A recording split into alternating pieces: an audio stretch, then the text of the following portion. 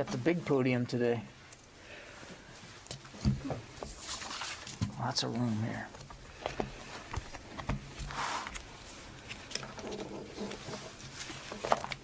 All right. Good afternoon, everybody. Thanks for coming. Happy Friday. Happy Lunar Year. Happy what? New Year. Lunar New Year. Lunar Year. Happy New Year to you. Lunar New Year to you. So just a few things at the top, and then we'll get right at it. Let me start with some partner activity in the Indo-Pacific Theater exercise. Udabayas 20 kicked off in India this week. This is a U.S. Army Pacific-sponsored exercise that involves approximately 250 U.S. Military personnel and 250 Indian Army soldiers, and is designed to enhance combined interoperability capabilities through training and cultural exchange. This exercise continues to solidify the U.S.-India major defense partnership and advances cooperation in support of a free and open Indo-Pacific region. By way of schedule, just to let you know, today Secretary Austin had a call with recently confirmed Dennis McDonough, our new Veteran Affairs Secretary, to congratulate him on his confirmation and to discuss areas of mutual concern in supporting those who have given so much to defend the nation. And they look forward to a very close working relationship going forward. Now, hopefully you've seen our announcement this morning on the Commission on the naming of items of the Department of Defense that commemorate the Confederate States of America, commonly referred to as the Confederate-based Naming Commission. It was set up, of course, as you know, in the fiscal year 21 National Defense Authorization Act, and as part of that, the Secretary was required to nominate 4 members to that commission. You saw their names, but I'll repeat them here. Retired Admiral Michelle Howard, retired Marine Corps General Bob Neller, Dr. Corey Shockey, the Director of Foreign and Defense Policy Studies at the American Enterprise Institute, and retired Army Brigadier General Ty Sigilly, who is an emeritus professor of history up at West Point. The Secretary was very grateful that they agreed to take this on, and he looks forward to seeing the results of their hard work with the other commissioners were named by Congress in a bipartisan way in the months ahead. Finally, in support of FEMA, as one of the many federal agencies involved, we continue with our deliberate and phased support for emerging FEMA requirements. The first team of 222 personnel, we've talked about this team before. They arrived in California, and they'll be operational, we expect, by Monday, supporting a mega vaccination site in Los Angeles. We will expect to have more information for you next week about the other 4 teams that were announced, the first 5. So we'll have more information we expect next week in terms of where they'll be going and where they'll be coming from, quite frankly. Additionally, I want to tell you that the Secretary has authorized an additional 20 teams to support FEMA at vaccination sites around the country. 10 of these teams will be Type 1 of the same ones that we talked about last week, 222 personnel supporting a mega vaccination sites. And then the other 10 will be smaller Type 2 teams of 139 personnel supporting smaller vaccination sites. These 20 teams are being organized to support FEMA-identified sites and will be deployed as requirements evolve. This will bring our total now to more than 4,700 active duty personnel supporting or preparing to support FEMA. These personnel are in addition to the more than 26,000 National Guard members and 3,000 active duty personnel who have been supporting COVID efforts over the last year. We're going to continue to work with FEMA as they continue to work with state and local authorities to refine their plan for vaccination sites across the country. Details are still being worked out across the interagency, and we'll keep you up to date as we know more. I'm giving you everything I know today. We don't have sites for all these additional 20 teams that the Secretary authorized. He did this as a request for forces from General Van Herk, the Northern Command Commander, and they and we will continue to work through more details about where they're going, when they're going, and where they're going to come from, where their sourcing is. So with that, we'll start with Lita on the phone. Hi, thanks. One quick follow-up on the FEMA announcement and then a second question. First, on the FEMA teams, do you expect that the bulk of these will be active duty? Other Guard officials have already said that that's their expectation, but will these mostly be active duty? And do you expect that you're still working towards the 100 teams, or is this, do you think, more a scaled back version of what FEMA initially asked? And then my second question is just an update. You had talked previously, gotten questions about the U.S. military response to the southern border. I think people have been asking questions about this for a couple of weeks now, and I'm wondering if there's a problem in getting some of the accounting for the funding. Is there an issue with the information that the previous administration left, or is the Pentagon having a hard time gathering the totals? It would seem as though it wouldn't be that hard to get that kind of accounting. Let me start with your first two, Lita, and I'm not quite sure I completely understand your second question. But so you asked if they're all going to be active duty. We expect that. Again, the sourcing isn't complete, but I would expect that certainly many of these teams will be sourced out of the active component. But again, the sourcing is not complete, so I don't want to get ahead of decisions right now, sourcing decisions. You asked if this was, if we didn't envision sourcing the whole 100, and as I said in my opening comments, this will be a deliberate and phased approach, and what we're trying to do is to make sure that when FEMA has identified sites, that we are properly poised and ready to support those sites. And the Secretary believed, after consulting, of course, with the chairman and with the NORTHCOM commander, that authorizing another tranche of 20 teams to put them on a prepare to deploy basis in a rolling fashion was the right way to do this. And so they will be put on, we know as PTDO, in keeping with General Van Herk's scheme as he works with FEMA. And certainly we would defer to him on that. But this is, again, a phased and deliberate approach here to try to make sure that that we are poised and ready to support FEMA on their timeline and the timeline of the states and authorities, local authorities that they're working with. On your southern border question, if you're asking about reprogramming, and maybe I'm wrong, that's not what you meant, I know of no reprogramming decisions that we are considering at this time, but I'm not sure that was your question, Lita, so I'm going to throw it back over to you to see if I missed it. Well, yeah, so reprogramming is part of it. I think there's just been a number of questions over the last couple of weeks about where the department stands on the southern border mission, considering that the White House has formally ended the mission.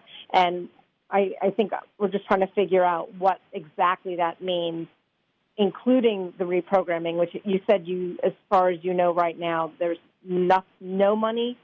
Are you saying no money can be reprogrammed, or no money is currently being reprogrammed? What I'm saying is I don't know of any. Some indication early on that some could be reprogrammed, but go ahead. Right. I don't know of any reprogramming decisions that are being made right now with respect to the decisions that were made by the previous administration to move money out of military construction and other infrastructure support to building the wall. So if we have something to announce in that regard, or a decision that has been made, we'll certainly keep you apprised. But I'm not aware, and I did ask about this morning, I'm not aware of any reprogramming decision that's in the works right now. If that changes, of course, I'll let you know. And as for the mission itself, I think I said this yesterday, that the small number of troops that are down there now, they will remain there for the remainder of the year. That's the plan right now. Let me go back to the phones again. Dave Martin from CBS. Yeah.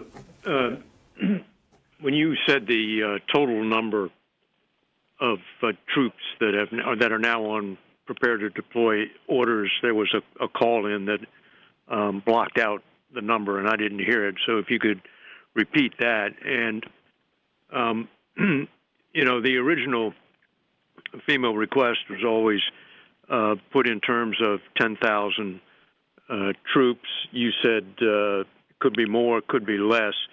Now that you see what it takes to man a Type 1 and a Type 2 site, if you do all 100, do you have any estimate on how many troops we are talking about?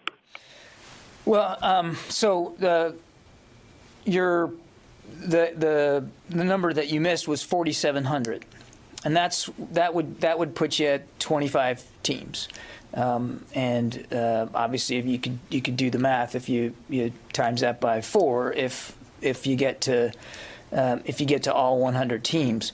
But again, I want to stress the very deliberate and phased approach that we're taking here, working in lockstep with FEMA and with other federal government authorities here to make sure that what we're trying to do is to be ready when we're needed, and so these additional 20 teams that the Secretary has now authorized, well, now we can start to prepare them, even if they don't have a location to go right now, even if it hasn't. All the sourcing hasn't been done. As that sourcing is determined, we can make sure that they're properly trained, make sure that they're properly resourced, make sure that the commands that they will be leaving have time to prepare for their departure, to make sure that any risk to the military treatment facility requirements is mitigated.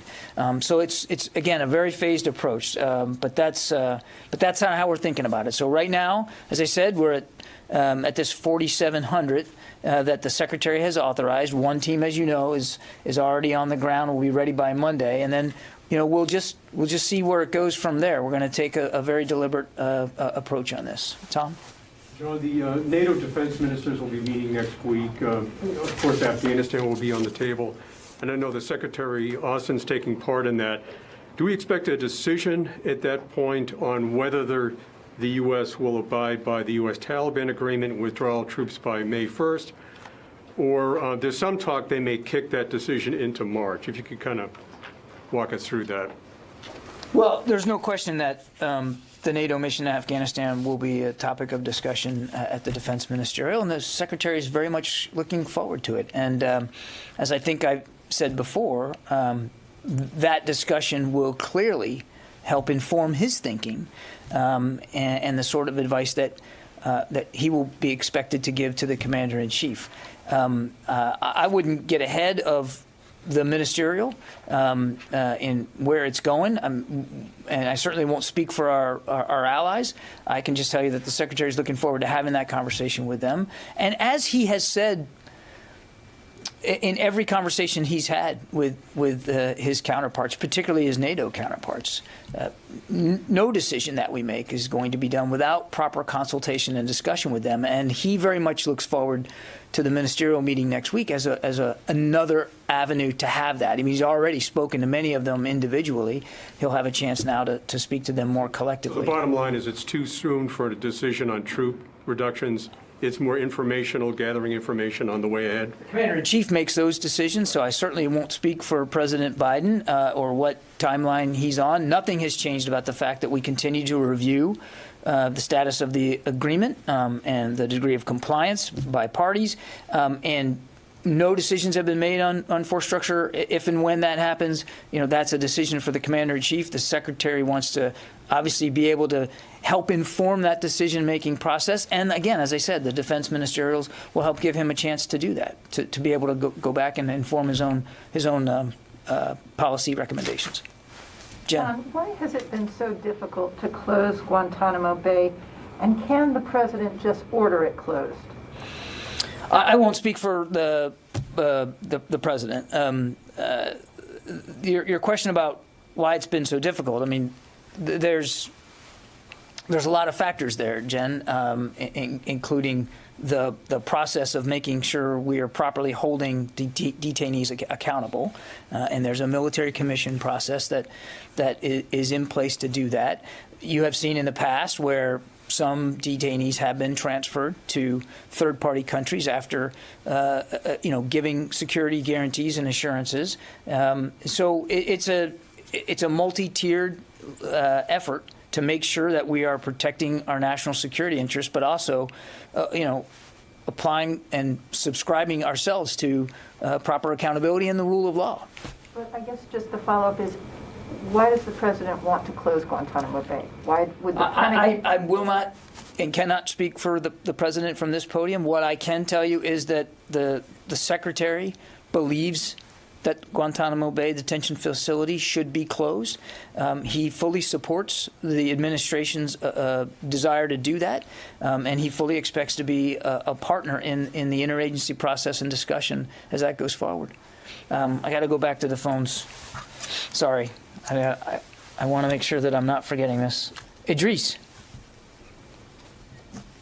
Thanks for that, John. So going back to FEMA and COVID, I understand it's going to be a phased and deliberative approach. But given that we're a few weeks into this, and only I think it's 1,000 troops have moved out or are about to move out, and it'll be up to 4,700. Is there a bottleneck somewhere where either FEMA or the states aren't ready to accept the troops, or what's taking so long for them to actually get onto the ground and start doing this work, which I think the administration has said is a priority? And then I have another separate question. Well, it's a complicated process, Idris, and again, we are supporting FEMA. We are very much in a support role here to the interagency, and there are lots of factors that have to be factored in as sites are considered. Proper, appropriate location, and coordination with local and state authorities about how those sites can be set up, the infrastructure that's needed, the support that's needed. I mean, it's a complicated process, and we don't want to move any faster than. We don't want to move too fast so that we're overwhelming the process or the system. That's not the goal. The goal is to make sure, as I said, that we're poised and ready the moment that a team is needed. And so it's a FEMA-led process. We respect that process, and we understand that that there's a lot that goes into this. It's not, you can't just mandate, you can't just tell a state or a city that, well, this is convention center or this is the stadium and that's where it's going to be. That has to be negotiated and worked out with them. So again, we're a full party to the process, and we want to assist as best we can. And where the secretary is, again, is to making sure that he's authorized enough teams, that we have them sufficiently ready so that when these decisions are finally made, they're ready to move out. And that's our goal. Again, we are very much a supporting element. We're not driving the process. Did you have another question, Idris? Yeah, it's actually on a similar topic because Secretary Austin's predecessors did speak with their, or the governors of different states periodically with COVID and some of the other issues. Has he spoken with any of the state governors or some of the local officials where some of the active duty troops might be going for the vaccination efforts? Not aware of any phone calls he's had specifically with local authorities. Again, we've been coordinating our efforts through FEMA. Sang-Min.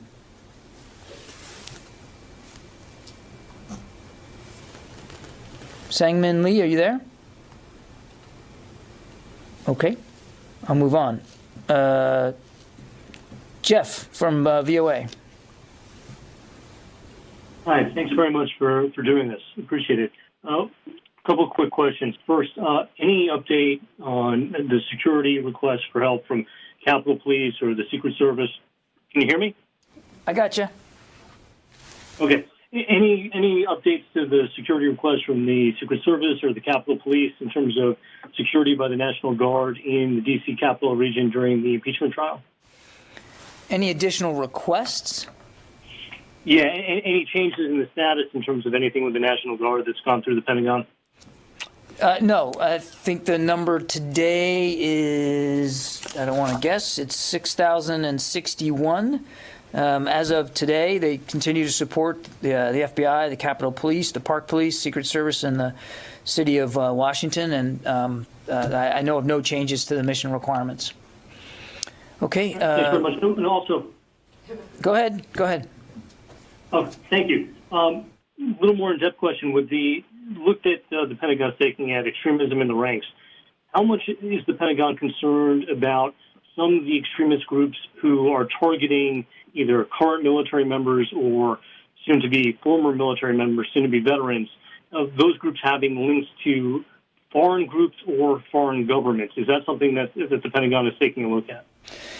I don't know of any particular study here in the building to look at that linkage between some of these extremist groups and foreign entities. But as I've said before, we are certainly mindful of the fact that that some of these groups, actively try to recruit soon-to-be veterans to bring them in, and that is of concern. And one of the things that the Secretary and the chiefs have talked about is, and I suspect they'll continue to explore, is the degree to which we need to do a better job educating future veterans as they get ready to leave the service as to what's waiting for them and who's waiting for them on the other side of that. Did that answer your question? Yeah, thank you. Okay, Dan?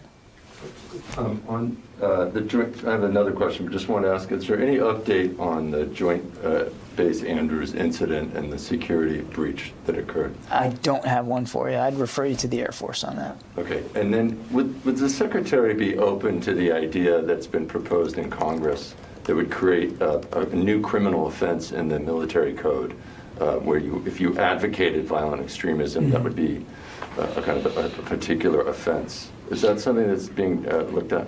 I'm not aware of an active effort to look at that, but I will say, and the Secretary's made it clear that that he wants to conduct a review. He wants to learn more about the depth of the problem and potential solutions. And I wouldn't rule anything in and out of that. I mean, and I would not be surprised if they take a look at whether other accountability measures need to be in place. Now, again, I wouldn't speculate about changes to the UCMJ.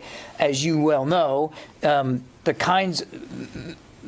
of the kinds of conduct and behavior that some extremist ideology inspires one to conduct is already punishable by the Uniform Code of Military Justice. So, again, I think it's a fair question for which I don't have a very specific answer other than to say the Secretary wants to be open-minded as we begin to explore this problem and to get our arms around it. Could I just go one on Asia? Sorry, we'll have you. Obviously, over time, the U.S. has deployed more forces, more assets into the Pacific to counter China. Do you see that as a trend that will continue, and that the Secretary, when he's looking at this posture review, will take into account the importance that the administration places on the Asia-Pacific region strategically? If you watched his confirmation hearing, you'll see how seriously he considers the pacing challenge that China poses. I would not get ahead of the global force posture review. It's one of the reasons it's so important to do it, is so that we take a fresh look as we come in at what is in the Pacific, what is the footprint, both fixed and rotational, and what's the health of our alliances and partnerships there. In other words, from our perspective, are we doing enough? And then he'll make force structure posture decisions based on that. So again, I wouldn't get ahead of that. I'll go back here, Megan. The 10 Army posts have gotten the most press, of course, about changing the Confederate names, but is there a list of entities, buildings, everything else that OSD has that they're going to be working from to change names? It's a good question. Let me take it. Okay. Let me take it. I mean, we have lots of lists here, and we might very well have one. We're certainly going to rely, though, on the work of the commission. I'm sure they will be working off a list of, because remember, it's not just bases, it's items, it's virtually anything inside the DoD portfolio that that is commemorating the Confederate States. So it's bigger than just bases. It's a good question, though, so let me ask. Yeah, go ahead. Thank you, Jenny. John. I have two questions for you. One on the burden share, and the other one for Burma issues. It is reported that 13% increase of defense cost sharing between United States and South Put your Korea. mask up. Okay, thank you. You say you want to do it? I have a waiver All up right, here. thank you.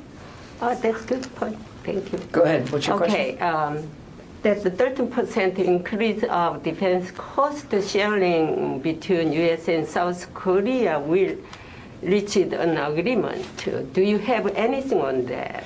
I don't, and I would refer you to the State Department for that. Okay, but also another one. I think you better know about this because this is defense cost sharing. Why you? It's an issue for our colleagues at the State Department to speak to. I hope you have a right answer to me today. A lot of things you just say, ask there, ask there. Anyway, second I'm question. really sorry. I'm disappointing you. Okay, second question for you. I think this one you cannot answer for me. Well, we'll see. President Biden signed an executive order for Burma last Wednesday. What military sanctions were included in this executive order? Again, that is a better question for our colleagues at the State Department. But just to reiterate, that U.S. military interactions with Burma are heavily constrained by law, including statutory restrictions on military assistance due to Burma's human rights record. The United States does not have foreign assistance programs that directly benefit the Burmese military as an institution, and our minimal interactions have supported humanitarian response capability and human rights. And as President Biden made clear, the reversal of Burma's democratic transition will necessitate an immediate review of our sanction laws and authorities, followed by appropriate action. Do you have individual military sanctions like chief of commander in Burma? He got some against from For specific sanctions, you're going to have to go to my colleagues at the State Department. Thank you. Was that an acceptable answer? So a little bit, not quite like this is like a. In my book, a little bit's okay. That's a success for me. If I can get halfway there, I win. That's your job. You ask for military issues. And I answered you on military issues. All right, thank you very much. But there are some things that's not appropriate for me to talk to here. 60%. 60%? All right. For me, that's an A. I am graded on a curve. That's true. The next time I get 80%. Marcus, on the phone. Hey, John, thanks. I know we're only 3 weeks in, but Secretary Austin and Deputy Secretary Hicks, I believe, are the only two of 61 political positions that require Senate confirmation who are actually confirmed. When should we expect to hear about some more nominees who will be making up the rest of Secretary Austin's team? And do you have any type of goal in place for when you'd like the bulk of the team, in the building? Thanks. Well, that's a great question, Marcus. Obviously, we want to get the team fully on board as soon as possible, and we continue to onboard new members every week. I can see if I got the number for this week. I don't know if I do. I'll look for it, but we continue to do that. We're putting them on our website so you can see exactly who's coming in and what jobs they're having. You're talking about Senate confirmed positions, and clearly we look forward. The Secretary looks forward to working with the Senate to continue to working with the President and the Senate to make those nominations and to get people confirmed. But there's a process here, and we're still at it. He is more broadly very, very dedicated to making sure that that civilian oversight is applied here in the Pentagon, and that requires, nominating or recommending to the President nominating the right people with the right skill sets for these jobs. They're very important jobs. And so while we certainly want to get the right talent on board as quickly as possible. We don't want to rush to do that either. You want to make sure that the process is deliberate and that you are, that you're able to tee up to the president the sorts of people who have the leadership skills and the experience to handle these big jobs. So it's something, Marcus, that I can tell you, and I know firsthand that he's thinking about and talking about every single day. But he wants to do it the right way, not necessarily an overly fast way. Did that answer your question, Marcus? Yeah. Does he plan to go from like a top-down, under service secretaries, undersecretaries, or is there another part of this deliberate process that you referenced or another way of conducting this deliberate process that you referenced? Well, I don't have a scheme to lay out for you, Marcus. He's obviously, we're aware of the Senate confirmed positions that still have to be filled, and I'm not aware that he's got sort of a certain tiered approach. But if I'm wrong about that, I'll go back and correct that. I do know that it's something he's very focused on. I got one more here. Jared from Al Monitor. Hi, thank you for doing this. Just a quick question. Israeli police revealed yesterday that more than 20 Israeli citizens, including former military and defense industry personnel, are under criminal investigation in a scheme to apparently quietly sell advanced drone technology to an undisclosed country in Asia. Has Israeli authorities been transparent with the Defense Department on this investigation from the start? And has the revelation affected cooperation with Israel's, military or defense industry in any way? I do not have details on that investigation, so I'm really not at liberty to discuss that in any way. And I don't know that even if I did have specific information, that would be something we would be talking about from the podium. So I'm afraid I'm not going to have much for you on that today. Yes, sir. Thank you. Iran is enriching more and more uranium at a higher grade and with more quantities. Is it something that alarms you? Is it something that there is a message to Iran to understand that America will not take it from them? Certainly, as the president has said, we want to see Iran meet its commitments to the JCPOA. The Iran deal. And as Secretary Austin has said, no problem in the Middle East gets easier to solve with a nuclear-armed Iran. And the administration has been clear that they don't want Iran to achieve that kind of capability. I will defer to our colleagues at the State Department for specifics on what they're thinking about in terms of managing that process from a diplomatic perspective.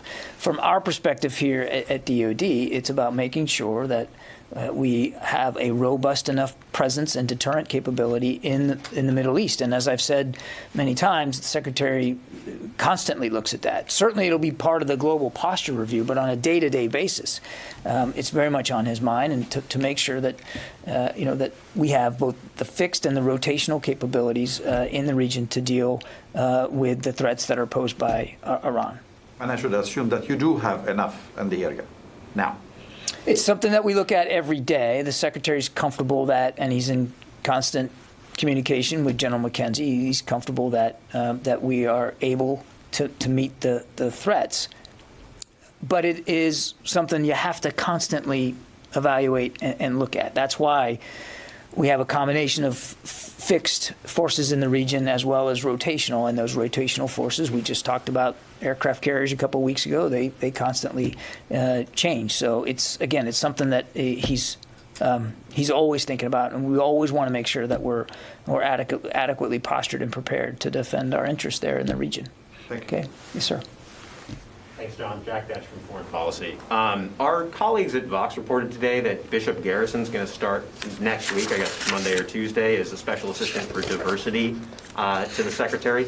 Just wanted to ask what his mandate will be and what his relationship will be with this congressionally appointed commission with regards to the PACE renaming. Look, I've seen the article about Mr. Garrison. What I can tell you today is we certainly look forward to having him on board. He will be working on diversity issues here at the Pentagon. The Secretary looks forward to benefiting from his experience and wisdom on that. As for the specifics, I'd rather just wait until we're a little bit farther along in the process to speak to that. Thanks. And just to follow on Marcus's question from earlier, do you have a timeline for when Colin Kahl will be up for his hearing for USDP? That's a question for the Senate Armed Services Committee. Tony. I have a question about the F-35 program. It's one of those rotational forces the U.S. has now to deter bad actors. The Air Force is facing an engine shortage. Your acquisition and sustainment people are all over it, apparently, to solve the problem. Can you, in layman's language, lay out what's the issue and what's the level of concern here, since this is the Pentagon's largest weapons program, and it is being used around the world to send messages to our adversaries? Right. So since about August of last year, acquisition people here at the Pentagon, along with the military services and Pratt & Whitney senior leadership, have been actively engaged on F-35 engine availability issues. The leadership team here is focused on a comprehensive recovery plan to mitigate the readiness impact to our F-35 operational units. They don't deem the engine issues right now to be a safety of flight issue, but maintenance inspections are resulting in unscheduled engine removals. And as I understand it, and I don't want to get too in the weeds because I'm not an aircraft mechanic, but it has to do with the turbine blades of the engine and some malfunctioning that they're experiencing there. What's the level of concern, though, among the acquisition people here? Is this a nuisance, an irksome problem, a significant issue? I mean, I think that's a fair question, Tony. I think they're taking it very seriously. I mean, you're right. This is a very expensive program, and it's an important, critically important platform for the joint force going forward. And we're very dedicated to the future of the program. So obviously, I think everybody's taking it seriously, as you would expect we would. Let me go back to the phones. Alex from Vox. Hi, thanks for taking the question. Jack asked most of it for me, so that was very kind of him. But I guess I would add, is Bishop's position going to satisfy the Chief Diversity Officer position that is mandated in the FY21 NDAA? Thank you. Yeah, again, I would. I'd like to defer on specifics about Mr. Garrison until we're a little farther along in the process. Again, not going to dispute the reporting that you did, but I'm just not able to get into too much more detail. Obviously, he'll be working on diversity issues. The Secretary is very much looking forward to getting him on board, and we'll certainly have more detail about what his role will be as we get a little closer.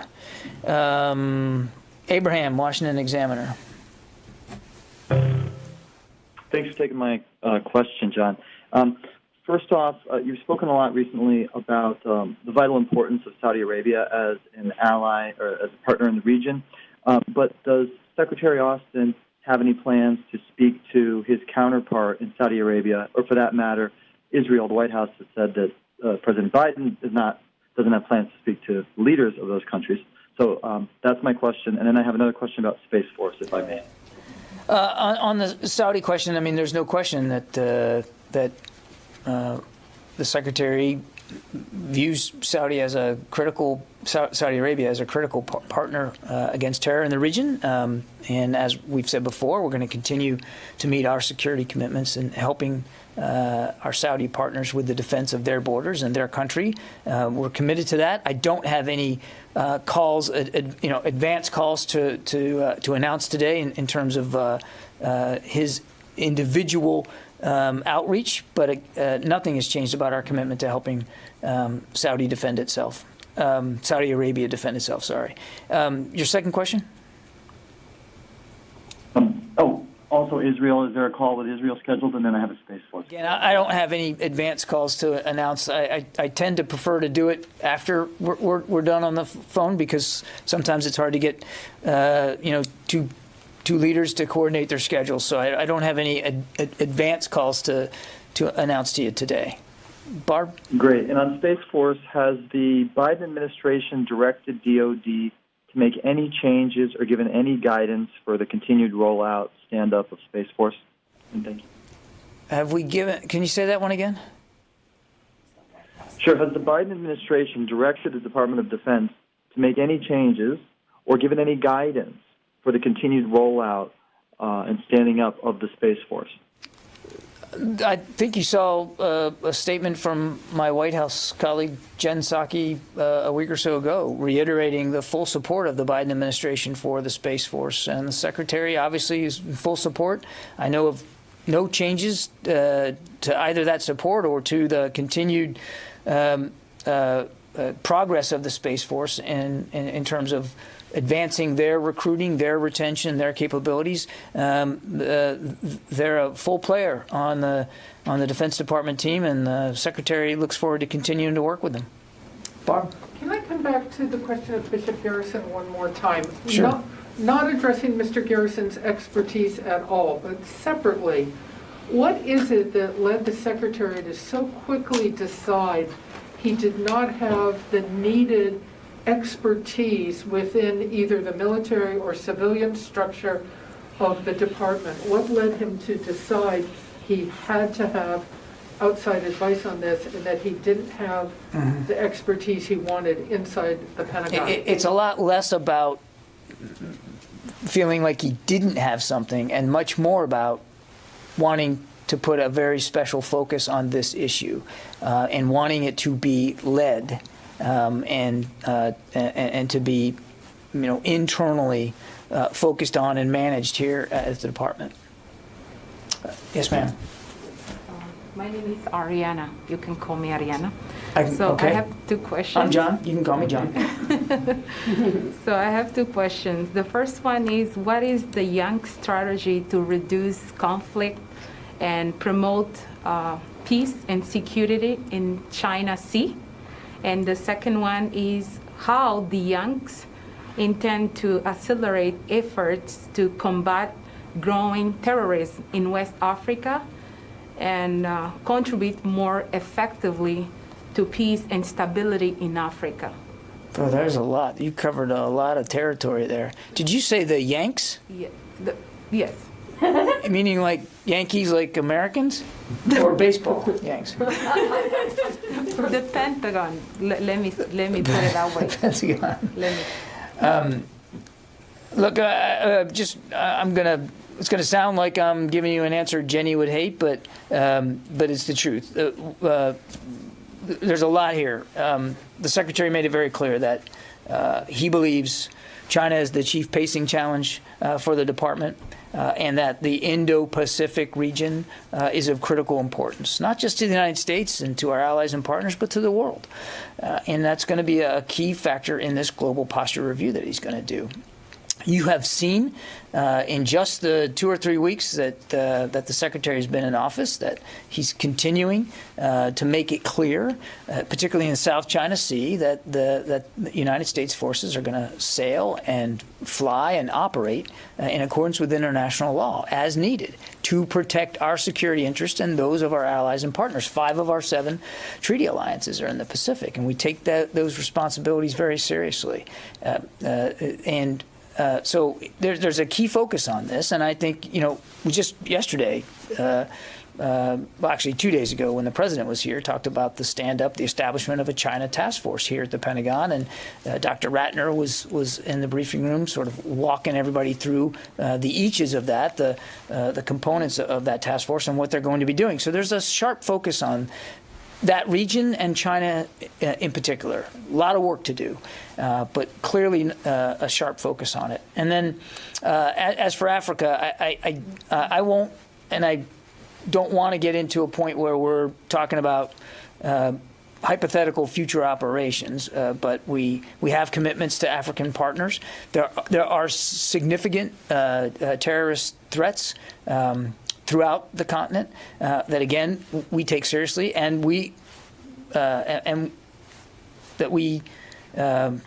concerns that we share with many partners, not just African partners, but partners in Europe that also have forces and operate inside Africa. So again, I think you'll see us continue to focus on the counterterrorism threat that's posed, not just to people in the region, but to us here at home.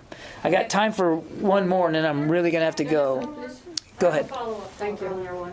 You have a follow-up to an early one? Yes. All right, I'll take you and you. Okay, I'll do you three, and then I got to go. Thank you very much, John. Again, Nazira Karimi, Afghan journalist. I know you don't like that. No, it's not that I don't like it, but you don't have to introduce yourself every time. Okay, but please mention my name, Nazira. Easy. Okay. Thank you. You're welcome. As you know, Taliban increased their attacks in Afghanistan. Yesterday, on UN base, 5 Afghan guards has been killed. Nobody takes the responsibility. Pentagon knows who's behind of this attack. And also the other short question, people had an expectation from President Biden that he was here yesterday. He didn't mention about Afghanistan war, although he said he is going to end that war in some of country, like U.S. involvement, military involvement in some countries, but didn't mention Afghanistan war. If you have any comment about that. I think, again, I don't want to speak for the president, but I think he's been very consistent about when he talks about ending forever wars, that certainly includes Afghanistan. And he's also many times talked about doing it in a responsible way and through a political settlement. So I think there's no question of where the commander-in-chief sits on what needs to happen long-term in Afghanistan. On your second question on the attack, certainly we decry that violence, and I don't have an update for you on accountability or attribution of it. You're right. Nobody has necessarily claimed responsibility for it, but we're going to continue to monitor that very, very closely. The violence is too high in Afghanistan. That's the bottom line, and the Afghan people are suffering as a result. And that's the important thing, and that's what we're focused on. That's why we want to get to a political settlement to end this war in a responsible, sustainable way. Ma'am? Yes, Therese Garnier with Newsy. Earlier you had mentioned that there's going to be some kind of training for soon-to-be veterans, so they're not lured by extremists. But when I've spoken to veterans, one of the main concerns is that they felt unappreciated when they were getting out. It's kind of like, thank you for your service, bye, see you later. Either they've dealt with housing situations, assaults in the military. So what kind of training are you going to be able to provide to soon-to-be veterans when they're already feeling like unappreciated their time in service to keep them from wanting to be a part of extremist groups? Well, look, it's certainly troubling if any vet leaves the service feeling that they were underappreciated by the services. I can't certainly speak to any one particular anecdote or any batch of veterans. Obviously, that's of concern. We do the best we can to make sure that people have opportunities in the military to grow and develop. I certainly didn't feel underappreciated when I left. I can only speak for myself. And the Navy was very, very good to me and to my family. And as a vet myself, I certainly don't feel like the American people didn't appreciate my service. And I feel that they give me far too much credit for what I did in uniform. But if other vets feel differently, then that's something that certainly you would want us and we should be concerned about. And it's not necessarily about training, but we do think perhaps there is the potential for better education as vets get ready to transition into civilian life, to understand more fully what's on the other side. You know, when I got ready to retire, I had access to a terrific transition program that taught me how to apply for VA benefits and taught me how to write a resume, taught me how to dress, although it may not look it today. You look best to dress. Thank you. So at least I made something right. Thank you, Jen. The point is that there's a concerted effort to prepare people as they get ready to retire, and I witnessed that, went through it myself. Maybe there's more we can do. Maybe we need to help veterans. Future veterans understand the pull that can come from some of these groups. And maybe those groups are targeting potential veterans that feel disaffected. So this disaffection, I'm not at all dismissing that, and I'm certainly not questioning that you've heard that legitimately from some. That's a concern. And so, again, back to what the Secretary wants to do is to better understand what we're doing on the front end when somebody decides they want to join the military, to understand who they are and what values they espouse and how much of those values align with our own, as well as while they're in the service and then certainly as they're getting ready to leave. And so it's a, pardon the phrase, it's a soup to nuts approach I think he wants to take here in terms of making sure that when people leave, they certainly should feel appreciated, but also informed about the risks that are out there. Laura, you mentioned TAP. I believe it's TAPS. It's usually, I believe, 7 to 10 days where they, death by PowerPoint, they're going through what you can do. A lot of soon-to-be veterans are saying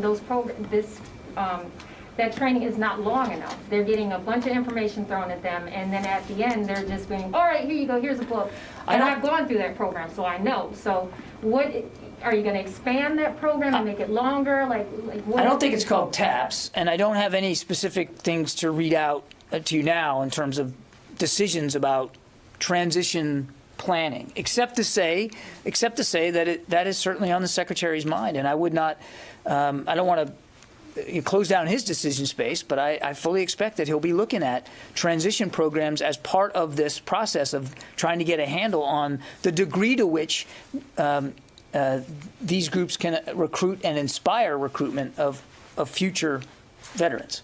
But I just, we're not at a point right now where I can tell you for certain that we're going to look at this program or we're going to change it this way. Laura, you get the last question today. Yes, awesome. Thank you. So the Trump administration often used these NATO ministerials to hammer Europe on increasing defense spending and those kinds of things. Can you say what tone or message Secretary Austin means to strike on this topic? And related, what message does he want to convey during the ministerial regarding Turkey and its moves toward Russia?